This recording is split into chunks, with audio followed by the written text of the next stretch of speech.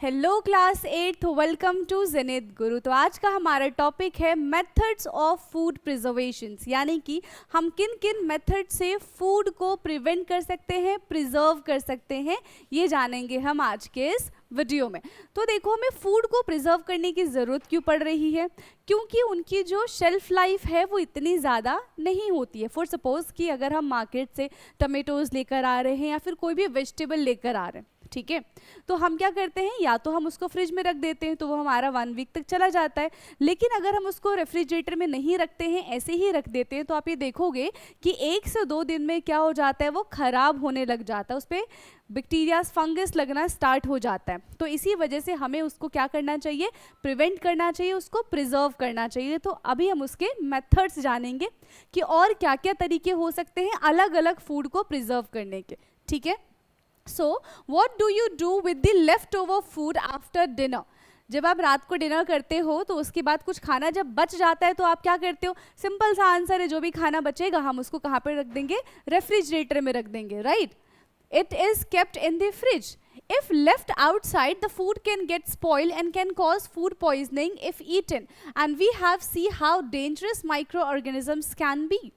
अगर हमने उसको रेफ्रिजरेटर में नहीं रखा और अगले दिन हमने उसको ऐसे ही खा लिया तो क्या होगा? जो टेम्परेचर रहा होगा बाहर का, उसमें बहुत सारे माइक्रो ऑर्गेनिजम्स मल्टीप्लाई हुए होंगे और काफ़ी सारे माइक्रो ऑर्गेनिजम्स अब उस खाने में आ चुके होंगे। अगर हमने वो खाना खाया तो हमें फूड पॉइजनिंग होने के चांसेस हो सकते हैं, क्योंकि अभी ही कुछ दिन पहले हमने क्या पढ़ा था कि माइक्रो ऑर्गेनिज्म से कौन कौन सी डिजीजेस होती हैं, कितने खतरनाक माइक्रो ऑर्गेनिजम्स होते हैं, right. And that is why it is very important for us to careful about the food quality and preservations. Different method use to prevent spoilage of the food by limiting the growth of the microorganisms. अब अगर हम चाहते हैं कि खाना preserve हो तो कम से कम उसमें माइक्रो ऑर्गेनिजम्स की ग्रोथ होनी चाहिए, ठीक है, जितना कम से कम हो सके। तो उसके लिए क्या क्या करना पड़ेगा हमें? सबसे पहला मेथड है एडिंग ऑफ सॉल्ट और शुगर. हम salt and sugar as a preservative use कर सकते हैं, जैसे कि microbes need water for the growth. Microbes को पानी चाहिए होता है, ठीक है, ग्रो करने के लिए. बाय एडिंग सॉल्ट और sugar, water is made unavailable and thereby controlling microbial growth. And pickles and jams are preserved food items. क्या होता है यहाँ पे? जो जर्म्स होते हैं, जो माइक्रोब्स होते हैं, वो ज़्यादातर पानी वाली जगहों पे ग्रो करते हैं. तो अगर हम वहाँ से पानी को ही हटा देंगे तो वहाँ पे माइक्रोब्स के ग्रो होने के चांसेस कम हो जाएंगे. और हम पानी को कैसे यहाँ से हटाएंगे? वाइल एडिंग सॉल्ट और शुगर. तो यही सारी चीज़ें ऐड की जाती है, जैसे कि जो सॉल्ट है वो कहाँ पे ऐड किया जाता है? पिकल्स में ऐड किया जाता है. और आपने देखा होगा कि पिकल्स जो है वो आराम से 5 साल तो चल ही जाता है, ठीक है. जो शुगर है वो जैम्स वगैरह में डाला जाता है, ठीक है. Pickles and jams are preserve as a food items. तो जैम्स वगैरह में शुगर ऐड करके वहाँ पे पानी को रिमूव कर दिया जाता है और जो जैम है वो भी काफ़ी लंबे टाइम तक चलता है, ठीक है. Fruits and vegetables can be kept for many months. Next है पेस्चराइजेशंस एंड होमोनाइजेशन. ये क्या होता है पेस्चराइजेशन? तो pasteurisation is the process by which microorganisms are destroyed by the high temperature and sudden cooling. Pasteurisation में ये होता है बेसिकली, यहाँ पे जो हम पैकेट वाला दूध लेकर आते हैं तो आप कभी उसके पीछे देखना कि उसके पीछे लिखा होता है पेस्चराइज्ड मिल्क. इसका क्या मतलब है कि पहले मिल्क को पैक करने से पहले उसको काफ़ी हाई टेम्परेचर पे बॉईल किया और सडन उसका टेम्परेचर कूल डाउन कर दिया और उसको पैक कर देते.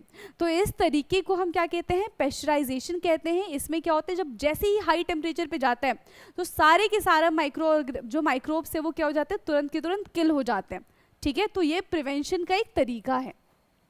Milk is heated to around 70 degree centigrade and then suddenly cooled it. Milk को पहले 70 डिग्री सेंटीग्रेड तक बॉईल किया जाता है, फिर सडनली उसको कूल कर दिया जाता है. And it is commonly used for milk since other food items can lose heat sensitive nutrients. ये ज़्यादातर सिर्फ और सिर्फ मिल्क में अप्लाई किया जाता है.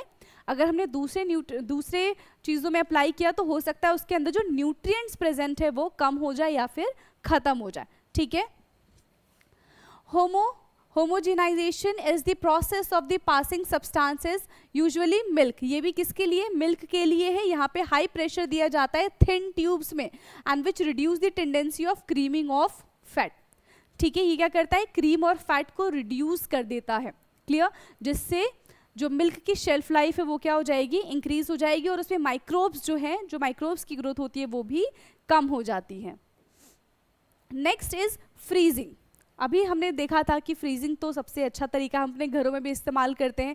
इवन जो बहुत बड़ी बड़ी कंपनीज होती हैं, ठीक है, जहाँ पे बहुत ज़्यादा फूड मटेरियल रखा होता है तो उनका एक पूरा रूम ही होता है। आपने मूवीज़ वगैरह में भी देखा होगा, जैसे आइसक्रीम की जो फैक्ट्रीज होती है, ठीक है, अब आइसक्रीम ऐसे तो रख नहीं सकते तो उनका एक पूरा कोल्ड रूम होता है, उसमें सारी चीज़ें रखी जाती है प्रिजर्व करके।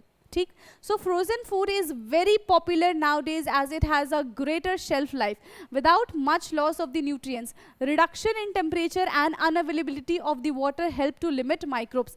बिल्कुल ठंडा माहौल कर दो और पानी एकदम ज़ीरो कर दो तो हम चीज़ों को काफ़ी लंबे टाइम तक प्रिजर्व कर सकते हैं।